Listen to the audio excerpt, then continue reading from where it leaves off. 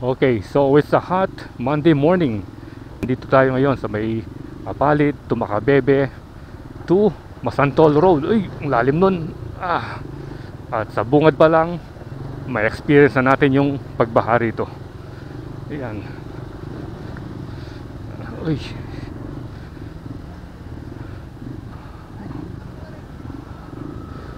So update natin yung mga kalagayan dito sa may mga coastal towns dito sa Pampanga after Bagyong Ramil. Ay, parang malalim na dun.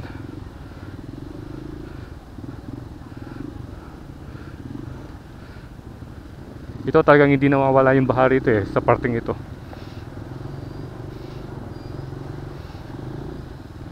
Although tinambakan ng mga magagaspang na buhangin na parang may maliliit na graba para medyo tumigas.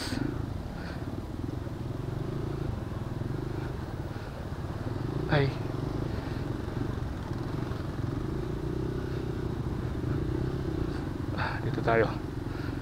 dito tayo. Yun, maiksi lang naman ito yung mga talagang ma-experience nating mahabang pagbaha banda dun na sa may parte ng Colgante ata, dun sa pagpasok sa Macabebe, dun sa may Caduantete, sa San Gabriel. Yan, matindi na yung pagbaha dun.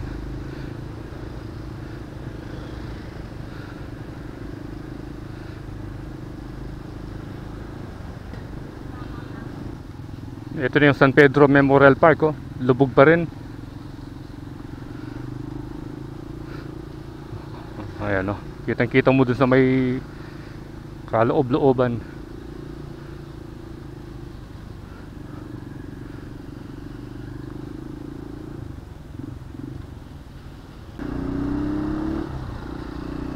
Ito na pala yung Apalit Viaduct, kung saan magkakaroon ng Apalit Station dito sa NSCR. Ayan, ito yung pinakamahabang pinakamahabang na-update natin na nagawa na sa mga NSCR project series.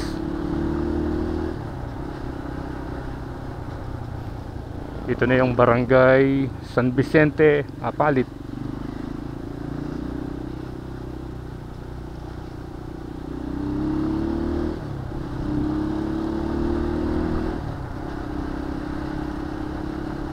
Ito, approaching na tayo after nitong kapilya. Ayan, dito na mag-start yung baha. Tignan natin kung gaano kahaba ba yung baha rito.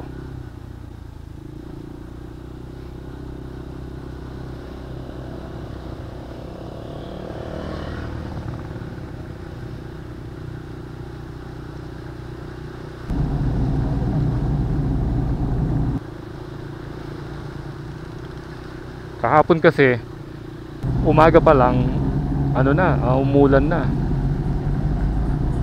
dahil sa Bagyong Ramil. Maghapon yun hanggang gabi, at may mga malalakas na hangin. Pero ngayon siguro wala na siya, nakalabas na ng Philippine Area of Responsibility, papunta ng Vietnam, I think, yung nakita natin sa news. Kaya gumanda na yung panahon, suminag na si Haring Araw. So hanggang dito lang yung baha.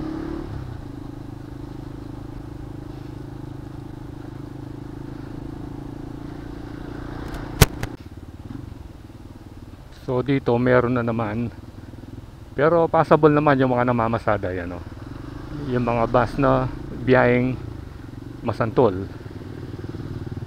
At ito na yung I Love Colgante na marker. Yan.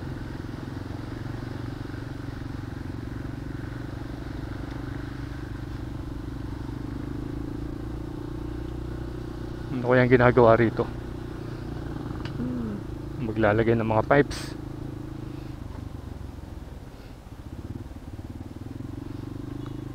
Ayan, dito na naman medyo parang malalim dito.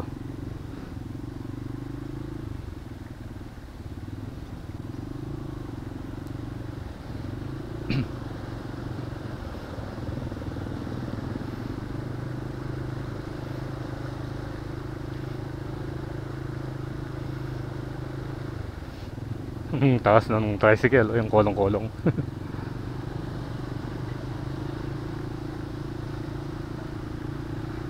Colgante, Apalit. Bali ito na yung pinaka last na barangay ng Apalit dito sa kalsadang ito. And then yung susunod, ano na, Makabebe na. Ayan, dito pala yung shortcut. Kung gusto niyo pumunta ng Minalin, yan, papunta ng Telaksan. Ayan, may vlog tayo dyan eh. Nag-update na rin tayo dyan. Then pwede kang lumabas dun sa may Minalin Sunset Park, palabas ng Santo Tomas. At ito na yung Colgante Bridge. Yung may isang nag-comment sa atin na ito raw yung Pulmeron Tete. Tapos yun doon Kaduan Tete. Kasi nakita naman natin, no, Colgante Bridge.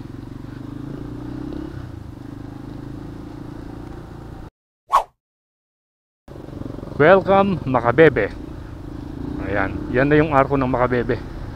Oops, may sasakay.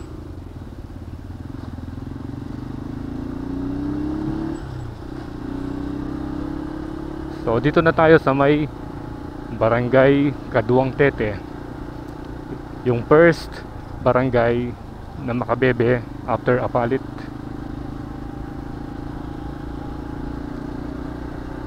Akala ko kanina ano yun eh, covered court.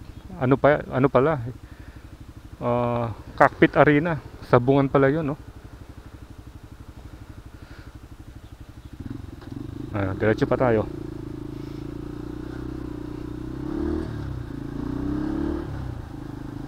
Ayun, no.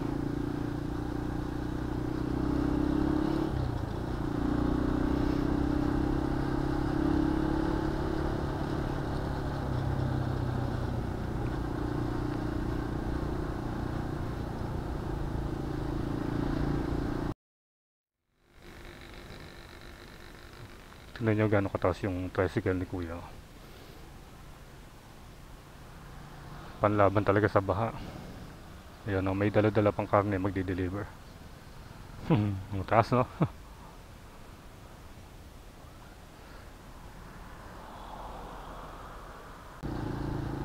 Okay, so ito na yung San Gabriel Chapel. Ayan, no. Dito nag-start yung ano nun eh, yung rally nung October 2. Naglakad yung mga tao rito, baha rito hanggang sa may plaza. Pero hanggang ngayon baha pa rin, no. Pero hindi na ganyan kalalim.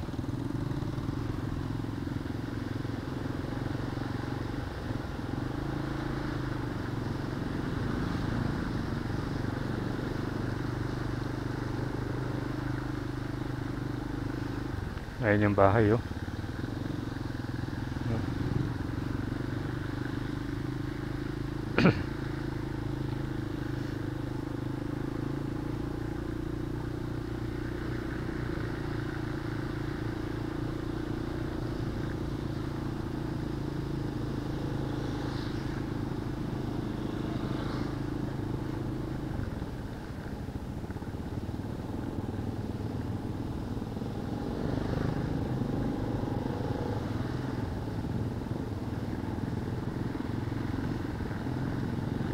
Hanggang dito lang yung parting may tubig dito sa may Casa Palmera. So far parang okay naman yung kalsada rito sa may Makabebe. Dito sa main road nila. Wala pa tayong nakikitang medyo malalim na binaha dito sa parting ito. Pero hindi pa tayo nakakalampas ng San Gabriel. Doon yung halos malalim na binabaha.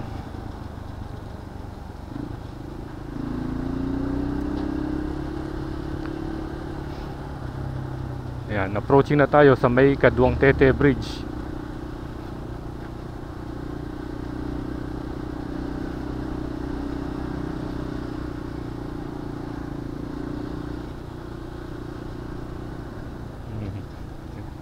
Ayan, no.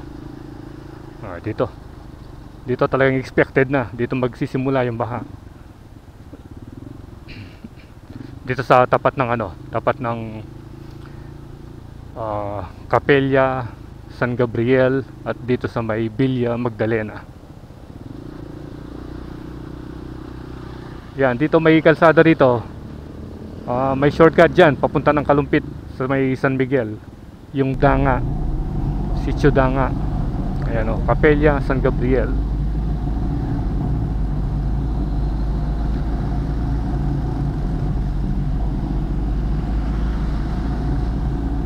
Ayan o, may pasok naman kahit na may baha, kasi hindi naman pwedeng hindi mag-aral yung mga bata.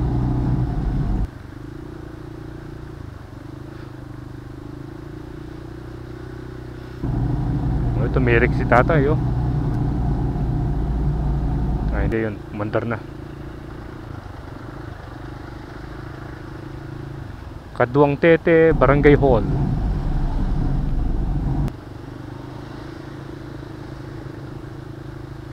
Buti na lang hindi nagtagal yung ulan at agad na umalis si Bagyong Ramil.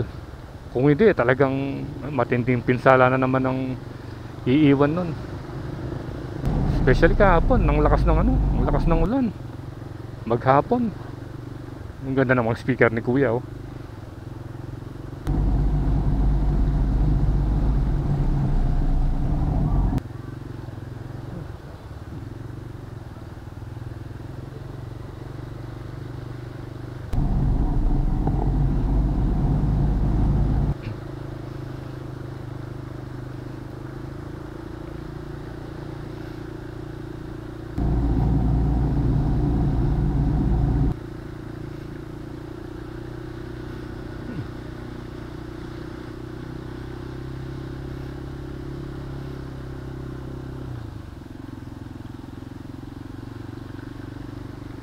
Itong kalsadang ito medyo mataas na ito dahil kapag ginagawa, nire-repair, talagang tumataas na tumataas. Yung naiiwan, yun, yung mga kabahayan sa magkabilang side. Ito, San Gabriel Bridge.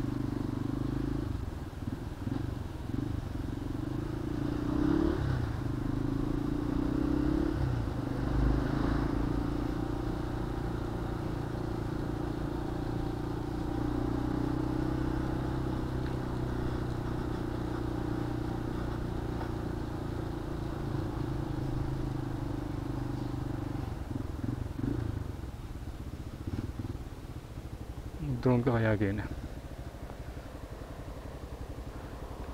Ayun yung epic na tindahan no. Yung sari-sari store na lagi natin nakikita sa mga video yan eh.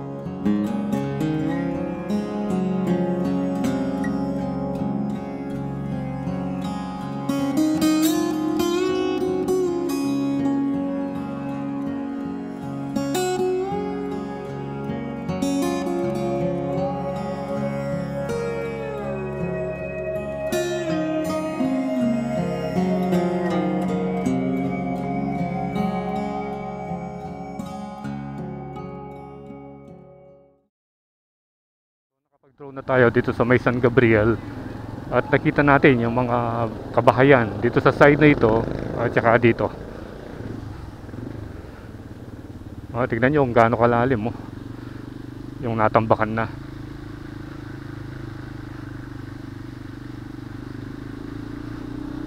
Mukhang maraming isda rito yun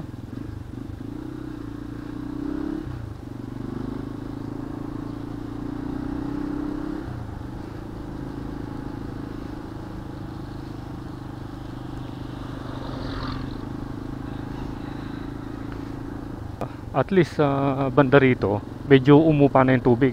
Dati kasi yan, may tubig na yung kalsadang yan Kitang kita mo yung mga yung mga bakas ng lumot. Ito yung epic na bahay ayan tsaka kitang kita mo na rin na kulay lumot na yung tubig. Ibig sabihin na matagal na yung baha.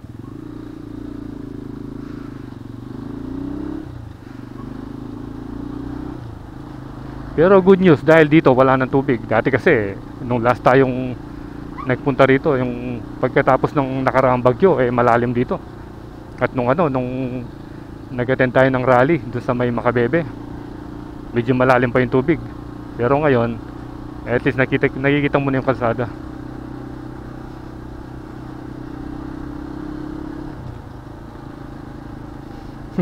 As na mga shock.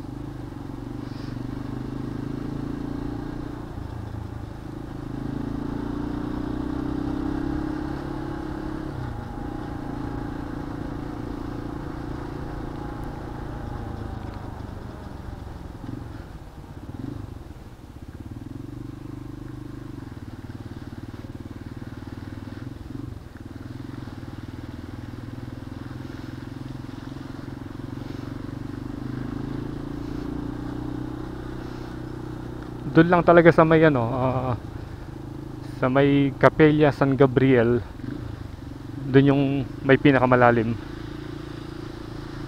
Pero sa parting ito wala pa, ewan ko lang, siguro sa plaza okay na rin.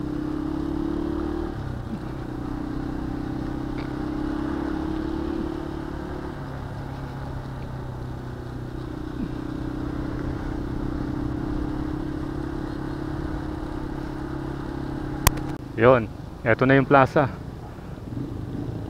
So finally wala nang tubig rito. Kahit na dumaan yung bagyong Ramil. Hanap muna tayo ng pwede nating makainan.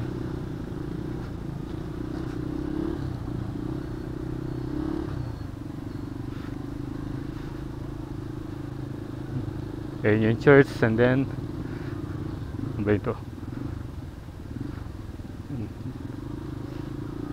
Ano bang pagkain meron dito? Yun, mga manok. Kwek kwek.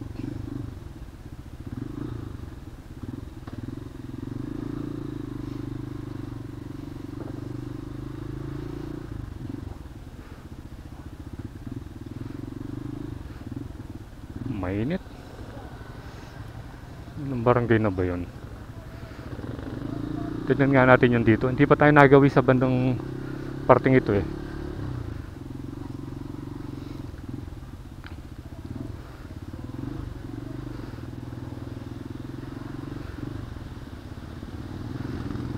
Ayun matindi pala rito.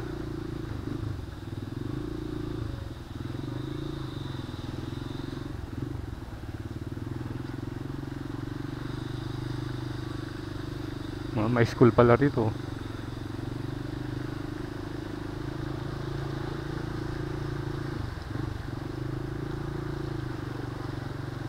Malalim na rito.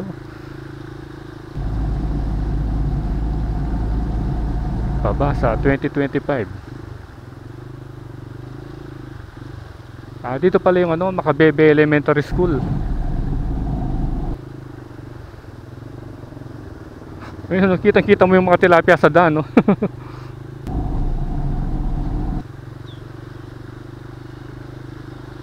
Yan, first time nating nakapasok.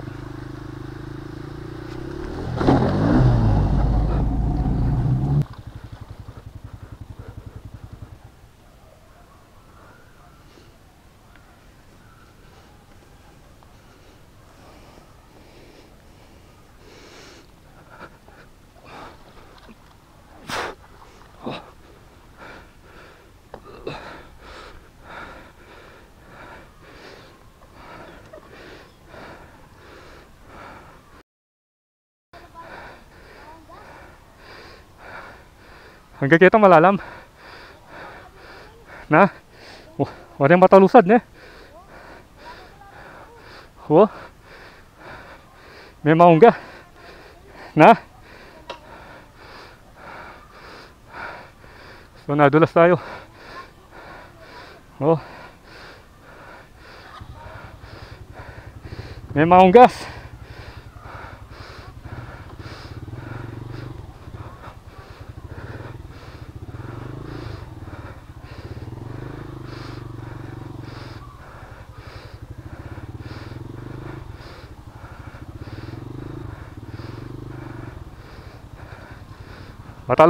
Mataluras pala na.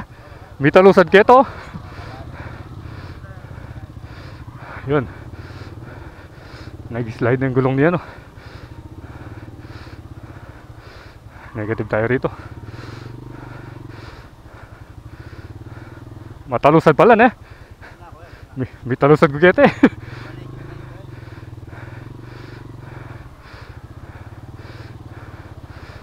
Yun.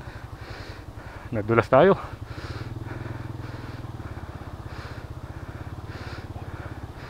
Ibig sabihin lang, ano na yun doon. Kaya pala si kuya, yan no. Nakababa yung dalawang paa.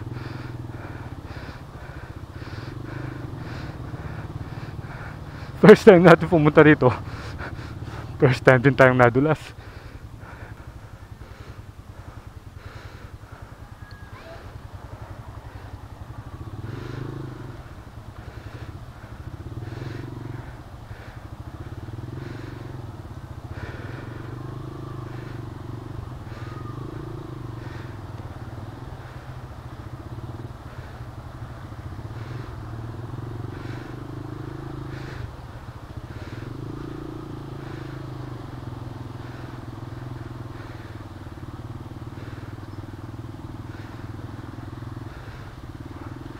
Bali anong barangay ito?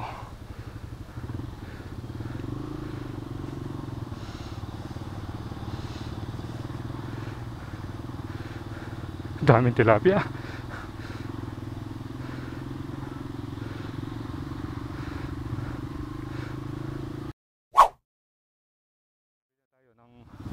Kakainin natin.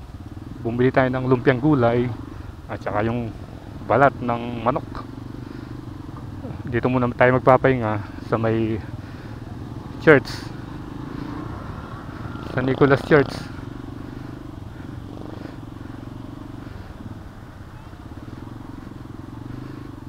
Ayan o, 12 o'clock na yata, naglalabasan na yung mga estudyante.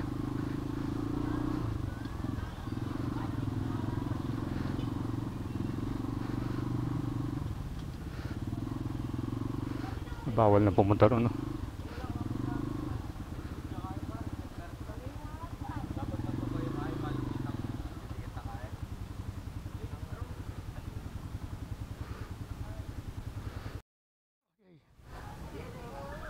Nakakain na tayo. Ang problema lang, hindi tayo nakapag-drone.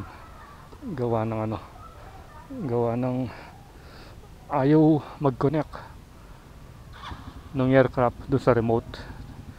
Dahil medyo nabasa kanina nung sumemplang tayo doon sa may nadulas tayo doon sa daan.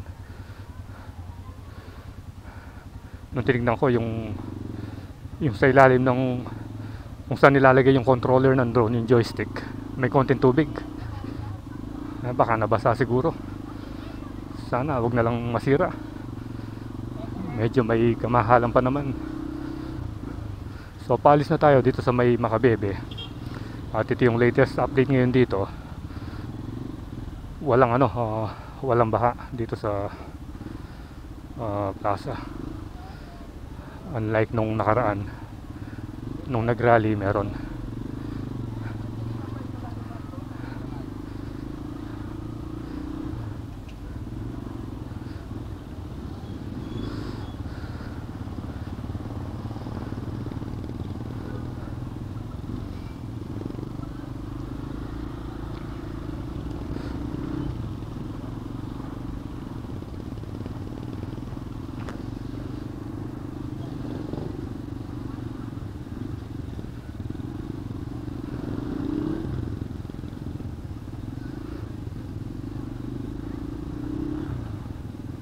Pati dito yung kalsada, so parang ganito wala.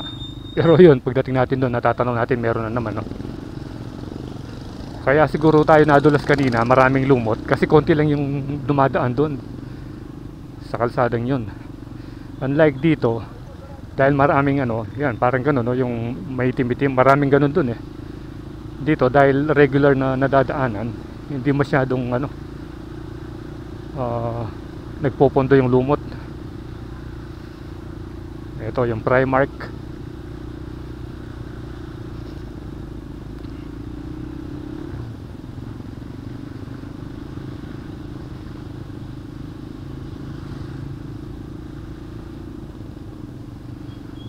Dito pala yung mga ano, yung terminal ng ano, yung Masantol to SM Pampanga.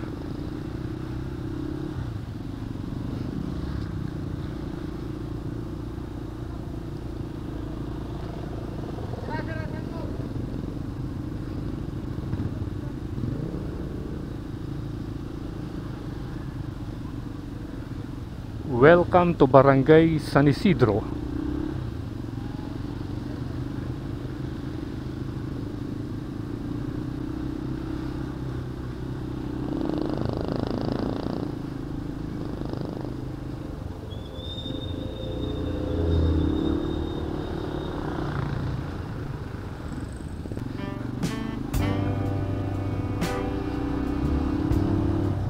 Yan, so I think dito na magtatapos yung vlog natin tungkol sa pag-update dito sa bayan ng Makabebe ngayong katatapos lang ng bagyong Ramil.